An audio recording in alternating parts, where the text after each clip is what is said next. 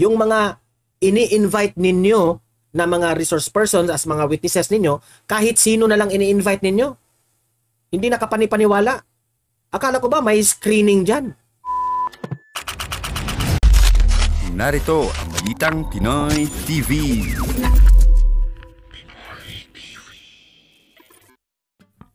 Okay, ayan. We are live ngayon sa ating YouTube channel. At may panibago na naman tayong i-react, no?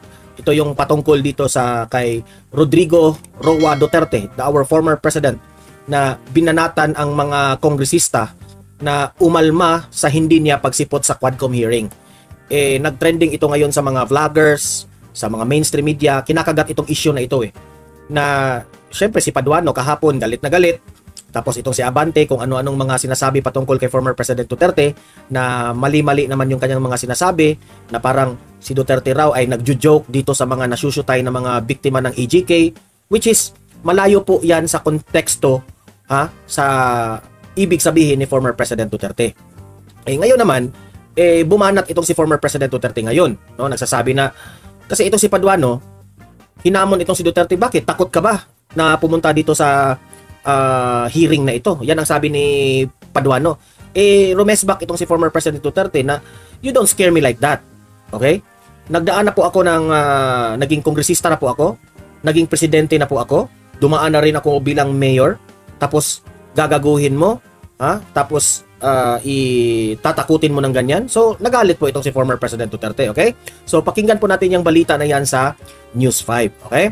So, pangalawa nating pag-usapan ay ito ngang si Congressman Rodante Marcoleta. Nagsalita na nga sa issue patungkol dito. Hindi syempre may karapatan po itong si Congressman Rodante Marcoleta na mag-react dito sa ginawa ng Tuwadcom na ito. Diba? So yun po ang mga pag-uusapan natin, okay? Na si Rodante Marcoleta po, ipinagtanggol itong si former President Duterte, okay? Pero bago ang lahat, bago natin ito ipapakita, bago natin ito pag-uusapan, help me po na i-like muna at i-share itong video na ito para guys kakalat ito sa taong bayan. Okay, sabay-sabay nating i-like muna at i-share itong video natin, Facebook at YouTube. 1, 2, 3, go! Okay, like and share para maraming makalam. And also guys, paki-subscribe at paki-follow ito para lagi kayong updated sa mga balita na kagaya nito. At ma-notify ang inyong mga cellphones kung meron tayong breaking news. Okay? So, kagaya nito, breaking news ito. So, sabay-sabay natin i-follow, i-subscribe, Facebook at YouTube. Ready? Follow, subscribe. 1, 2, 3, go! Ayan, thank you very much. Una nating panoorin itong balita ng News 5 patungkol nga dito sa issue na galit na itong mga Tuwadcom kay Duterte. Tapos si Duterte naman, hindi naman siguro nagpatalo dahil alam naman namin palaban itong si former President Duterte. Heto, nagsalita na po si former President Duterte. Pasok. Pinagmumurahan ni dating Pangulong Rodrigo Duterte ang mga mambabatas na nagalit sa hindi niya pagsipot sa Quad Committee kahapon. Pero ang mismong komite ayaw na raw patulan ang dating Pangulo. Nasa frontline ng balitang yan, si Marian Enriquez. Grabe no? Ang kakapal ng mukha nila na sabihin na ayaw na naming patulan si former President Duterte. In the first place, kayo nga ang ayaw patulan ni Tatay Digong. Diba? May gana pa kayong sabihin na ayaw na namin patulan si FPRRD. Ang kapal ng mukha ninyo. Si Tatay Digong nga yung ayaw pumatol sa inyo kasi ang babaw ng mga utak ninyo. Sobrang babaw ang mga utak ninyo na sinabihan na nga kayo ni former President Duterte na yung mga tanong ninyo is uneducated question. Di ba? Napahiya na nga kayo doon Uneducated kayo Di ba? Pasok. Pumalag si dating Pangulong Rodrigo Duterte sa mga kongresistang nagalit sa di niya muling pagsipot sa Quad Committee hearing kahapon. Galit sila. Sipain ko sila, sabihin mo. Paduano, Abante, Dan Fernandez, kayo may yung galit kay Duterte, di ba? Sabi ni former President Duterte, sipain ko kayo. Gusto nyo bang masipa ni former President Duterte? Sipain ko kayo. Yan ang sabi ni former President Duterte. Masipa. Masipa kayo Sipain ko kayo. Matatandaan si Congressman Caraps Paduano ang isa sa mga bumira sa pag-absent ni Duterte sa hearing. Hirit niya, mukhang nanloloko at takot daw ang dating Pangulo. Yan ang mali mo, Paduano. Sinabi ni Paduano na si former President Duterte raw ay manloloko. Okay? Ito yung context ng kanyang sinabi Si Duterte raw, manloloko. Tapos, takot raw si former President Duterte pumunta dyan. Grabe. Paduano Hiyang-hiya naman kami sa inyo na sabihin mong takot si Duterte pumunta dyan. Hiyang-hiya naman kami sa inyo, Paduano, na sabihin mong manluloko si former President Duterte. Hindi mo ba, baka nakalimutan mo, Paduano, na si former President Duterte ay dating kongresista. Alam niya kung ano yung mga ginagawa niyo dyan sa Kongreso.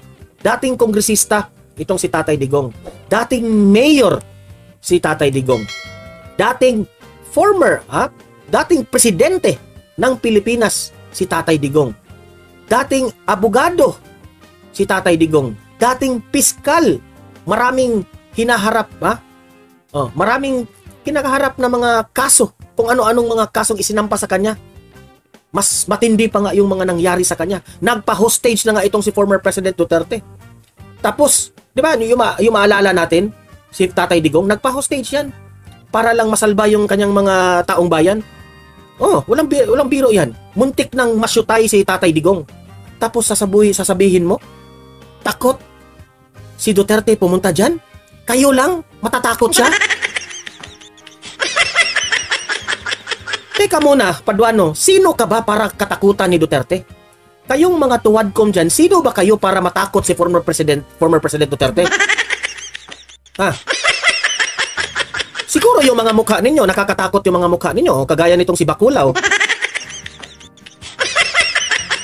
Siguro yung mukha nakakatakot, pero kayo, katakutan ni Tatay Digong?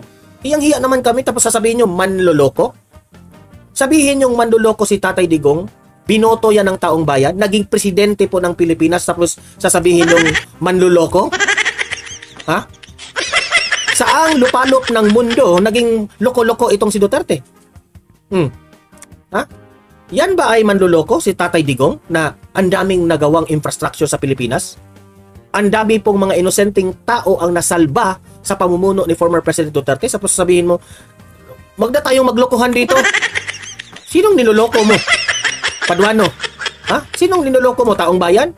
Napaghalataan na kayo ng taong bayan na yung ginagawa nyo dyan sa Tuwadcom, wala na kayong kredibilidad. Kakausapin nyo ang mga witnesses ninyo at mga resource person ninyo. Tama ba yan? Hindi yan tama. Nagre-rehearsal kayo sa labas ng plenary. Tapos, ganyan ba ang dapat siputin ng former President Duterte? Bastos nyo. Nakalimutan nyo na former President yan. Sa Quadcom. Pero si Duterte pumalag, hindi raw siya natatakot kahit pa ipasabi na siya ng kamera. You don't scare me. You don't scare me. Give me the Tulad Yan ng po ang sinabi sabi sa ni sulat ng kanyang Yan po ang sabi ni Tatay Digong. You don't scare me. Baka akala nyo natatakot si Tatay Digong. Balita ko nga dyan sa Tuwadcom na yan. Kahit ano ng mga pinagsasabi nyo dyan kasi di umano bayad kayo every hearing. Totoo ba yan? Magkano ba bayad? Isang relo o magarang sasakyan? Di natin alam nagtatanong lang kami. Nang sinabi sa sulat ng kanyang abogado sa kamera, iginiit ng dating Pangulo na wala siyang tiwala sa kredibilidad ng Quadcom. Di ba? Tama rin tayo. Sa simulat sa poll, dito sa vlog ng Don Mar TV, dati ko nang sinabi sa inyo na tayong taong bayan, because I am also one of the representatives sa taong bayan. Nagsasalita po tayo bilang isa sa mga taong bayan. Di ba, dati ko nang sinabi sa inyo? Si Senpai, hello po. Di ba, dati ko nang sinabi sa inyo, mga audience dito sa Don Mar TV, paano ba natin papaniwalaan itong Tuwadcom na ito na sira na po ang kanilang kredibilidad?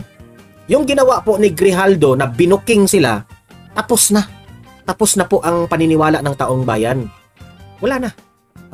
Kung sa ano pa yan, lustay na kayo sa kahihiyan, sa totoo lang. Yung bang ginawa na ninyo ang lahat para paniwalaan kayo, pero ang taong bayan ayaw pa rin maniniwala. Yan ang hirap sa inyo. Pera ng taong bayan po ang ginagasta nyo dyan every hearing. Nagsasayang po lang po tayo ng pera dyan At na raw na humarap siya sa pagdinig noon ng Senado. Pero ang mga birada ni Digong ayaw na raw patulan ng komite. Yes, ayaw. Sila pa yung may ganang magsabi na ayaw na namin patulan. Buti nga. Sa totoo lang, buti nga nag-response pa si Duterte sa inyo. Hindi na nga kayo pinapansin Galit na nga si Paduano dahil ininja ni Duterte. Umiyak na. Araw-gabi siyang gumawa sa kanyang script tapos hindi siya sumipot. Ayan, nagalit tuloy.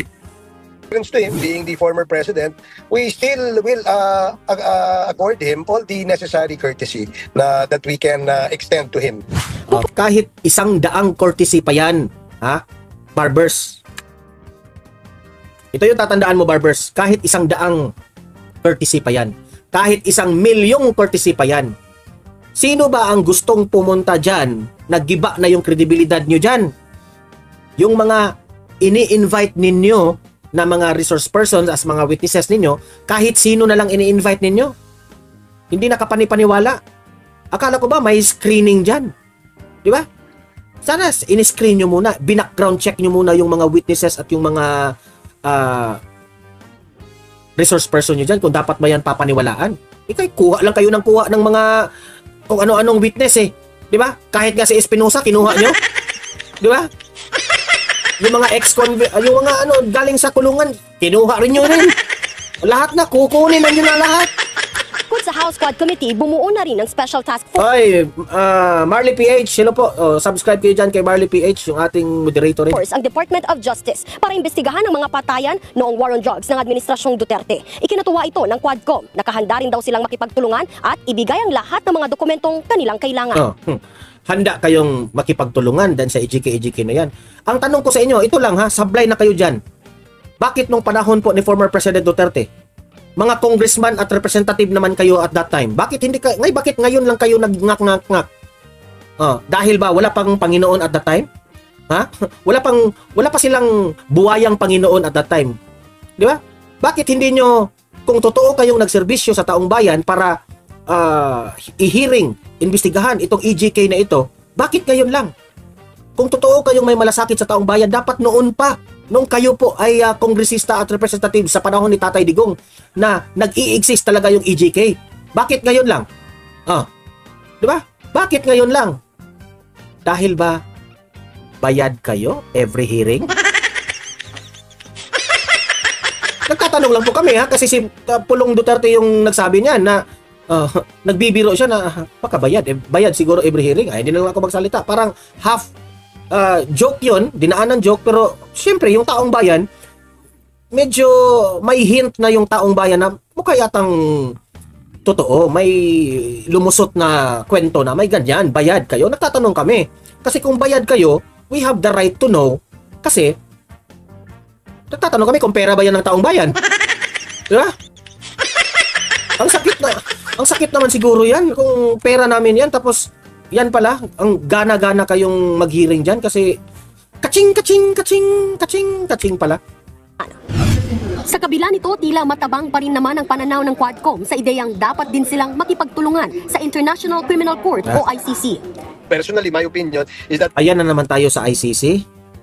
Hindi kasi ninyo maiintindihan kayong mga Quadcom kasi hindi po kayo abogado. Nakasaad po sa batas natin na ang ICC, very clear, ang ICC po walang jurisdiction dito sa Pilipinas.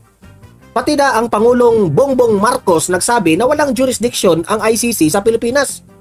Bakit pilit ninyong banggitin yung ICC na yan? Ha? Kayanin nyo si Duterte, bakit nangingilangan pa kayo ng ICC? Akala ko ba, sabi ninyo, takot si Duterte pumunta dyan sa Quadcom. Di ba? Sabi nyo, Paduano, sabi mo si Duterte takot pumunta sa hearing ninyo? Bakit nangingilangan pa kayo ng ICC? Di kayo yung takot? Ha? Hindi nyo kaya si Duterte. Yan ang totoo, Paduano. Hindi nyo kaya si Duterte. Nangangailangan pa rin kayo ng ICC. Kasi, halik kasi kayo sa puwet ni Martin Romualdez. Yun. Hindi nyo kaya si Duterte. Yun ang totoo. Tapos sasabihin nyo si Duterte, takot si Duterte. Utot nyo, kayo yung takot. I never entertain the ICC, no? Kasi nga, hindi nga po tayo membro dyan. Nakatakdang magpatuloy ang pagdinig ng Quad Committee sa susunod na Miyerkules, November 13. Nagbabalita mula sa Frontline, Marian Enriquez. Okay. So, at least, si Tatay Digong, pasalamat pa nga kayo na rumesbak si Tatay Digong. Sinabihan kayong, you don't scare me a bit. Sipain ko kayo lahat dyan eh. Ha? Gusto niyong masipa ni Tatay Digong? Ito. Kasi, issue kasi ito, no? Ngayon naman, punta tayo dito sa mga tunay na eksperto patungkol po dito. Kasi itong si Abante at itong si Paduano, lagi kasing umiiyak sa hearing. Iyak sila ng iyak, no? Dahil iyak sila ng iyak kasi nga hindi sila sinisipot ni Tatay Digong, di ba? Oh, namimiss nila eh. Ito na nga mga kabalita. Ano na ang masasabi nyo patungkol sa balitang ito? Please comment down below mga kabalita. Pag-usapan natin yan sa comment section. At kung di ka pa nakasubscribe sa ating channel, baka naman